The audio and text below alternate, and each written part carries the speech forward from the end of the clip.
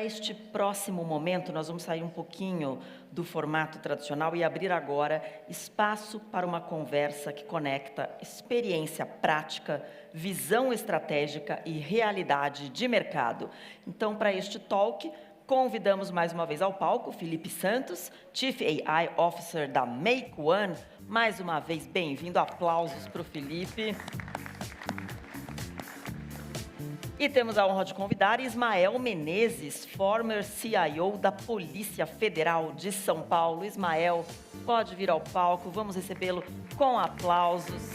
Seja muito bem-vindo. Fique à vontade aí, Ismael. Obrigada. Muito bom. Seja bem-vindo, Ismael. Boa tarde. Obrigado por topar esse tempo e dedicar aqui uma oportunidade para a gente ouvir de você na sua trajetória, seus aprendizados, sua visão de mundo. Tenho certeza que vai ser uma conversa muito especial. Então, nossas boas-vindas e deixar você saudar também a nosso auditório. Bom, obrigado pela recepção, obrigado à organização do evento por me convidar e também obrigado a todos por estarem aqui prestigiando essa conversa informal, né, vamos dizer assim. Muito bom. Ismael, conta para a gente, embora a gente olha ali na programação do evento, veja nome, veja um pouquinho aí de trajetória, né? Conta para a gente as suas experiências formadoras, como você chegou até aqui, os seus destaques, como o Ismael foi formado até chegar nessa cadeira agora. Tá certo.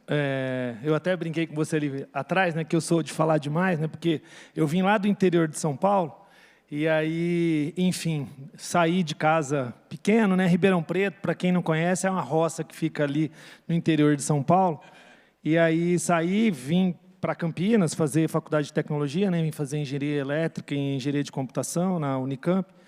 Depois dali eu trabalhei no Banco do Brasil, na área também de TI, e depois, por um sonho infantil, né? Fui trabalhar na área de tecnologia na Marinha.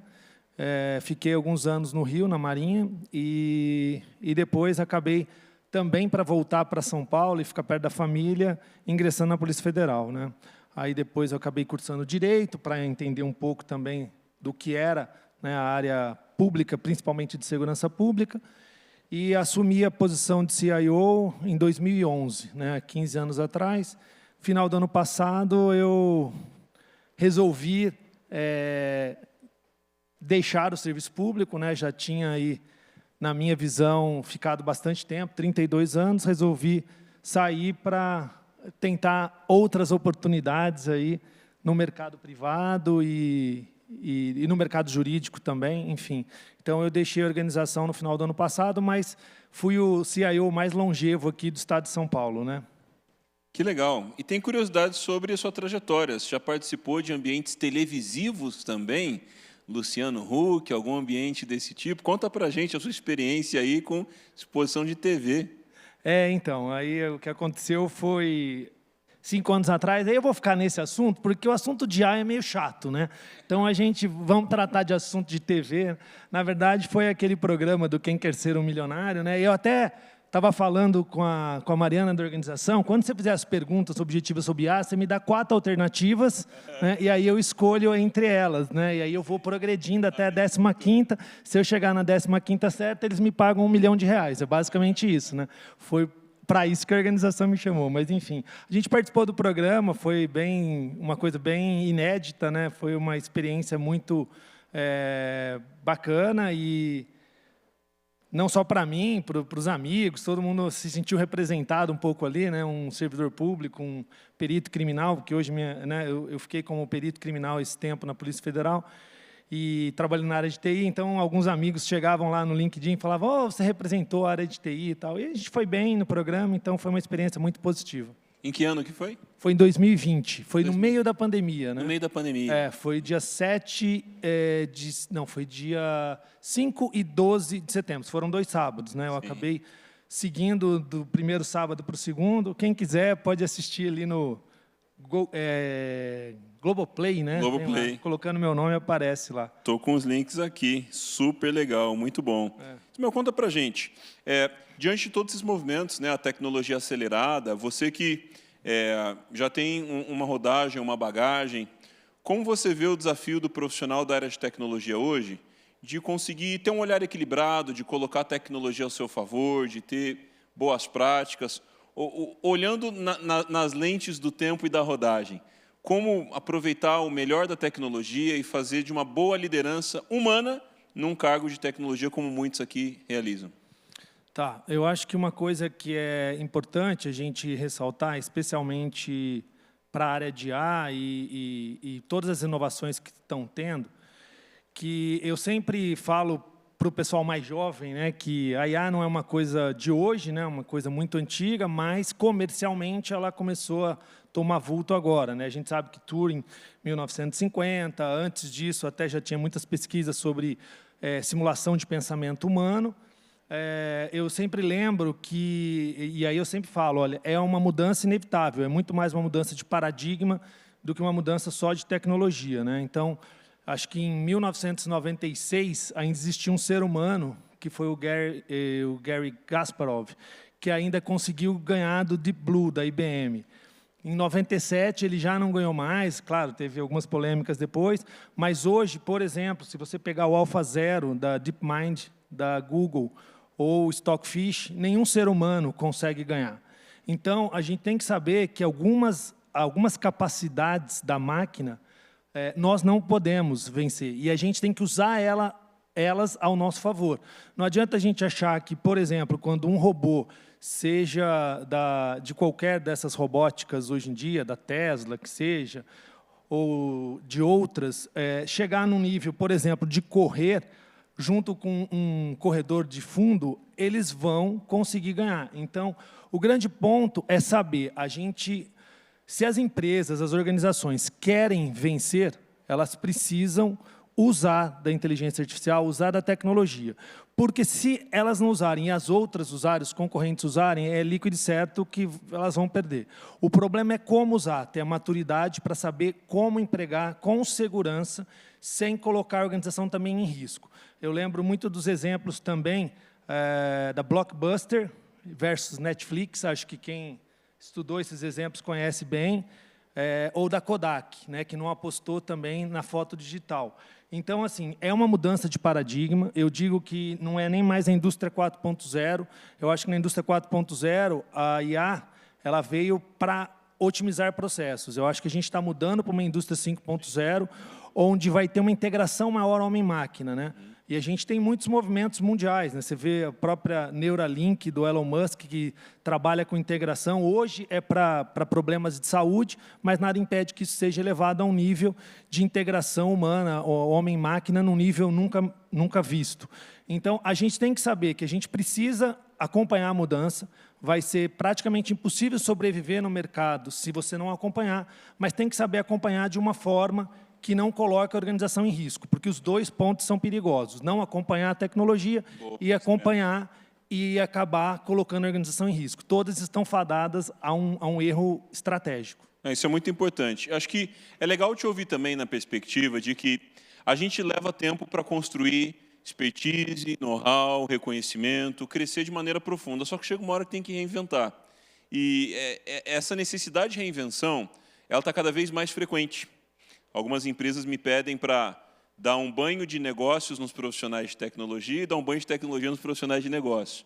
Olhando para a sua trajetória, essa decisão de se reinventar, quais barreiras elas têm? Como você pensou ao decidir se atualizar, reinventar, tentar diferente? Porque imagino que a gente tem pessoas aqui que talvez queiram fazer movimentos também de carreira. Então, como fazer movimentos de carreira com histórico de tecnologia numa era que muda tanto? Que experiências você passou e o que você recomenda? Bom, acho que eu posso responder melhor essa pergunta daqui a uns 3 anos, né? Mas, colhendo os frutos. Colhendo os frutos. Mas, olhando para agora, assim, eu acho que houveram muitas mudanças, né? Eu falo até que eu sou da geração X, a minha esposa é da geração Y e o meu filho que acabou de nascer da geração beta. Então, assim, é uma mudança extremamente significativa geracional, né? Você tem uma mudança de comportamento das pessoas e mudança da tecnologia, mudança dos processos como um todo.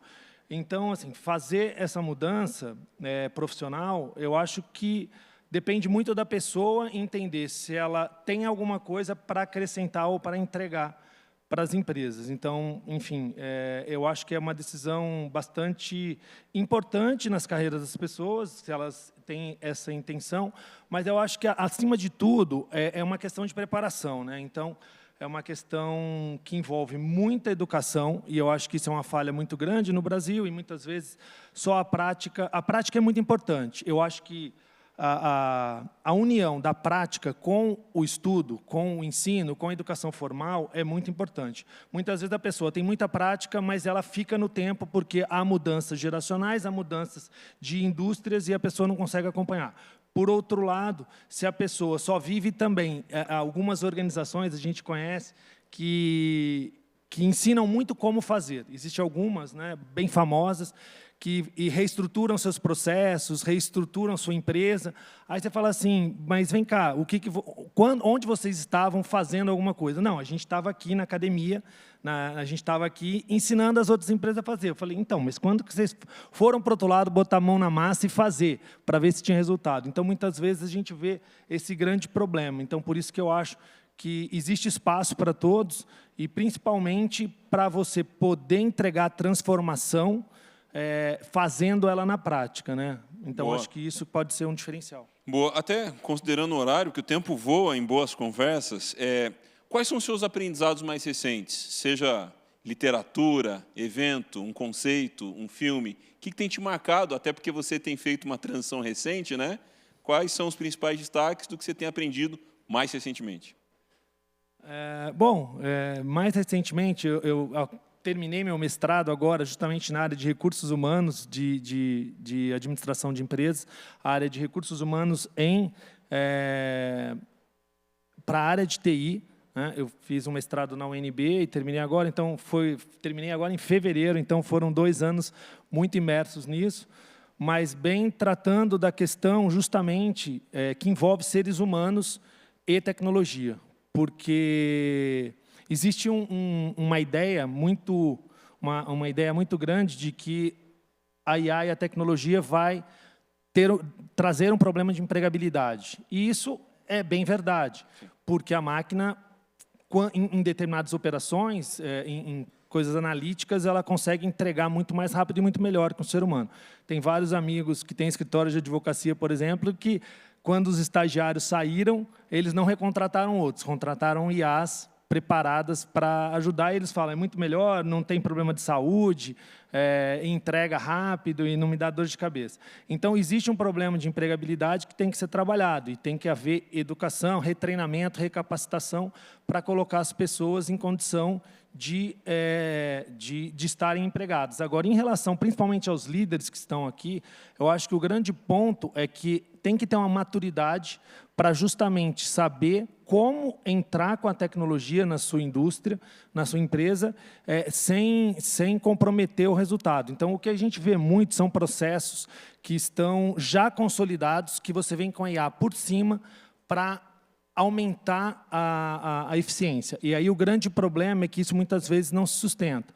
Uma coisa que eu repito também, vou só colocar isso para também deixar as pessoas pensando em relação a isso, a maioria das estruturas de lideranças de C-level em indústrias colocam o CIO diretamente reportando ao CEO, mas muitas vezes o CISO se reporta ao CIO. Isso existia muito, né? O começo da área de segurança da informação é nessa estrutura. E hoje mesmo o NIST americano, o ISACA, eles preconizam, e eu acho que isso é o correto, de você colocar CISOs nas posições de igualdade, reportando diretamente ao CEO. Porque existe um conflito de interesse direto numa organização quando a área de segurança da informação está diretamente vinculada à área da infraestrutura, à área da tecnologia.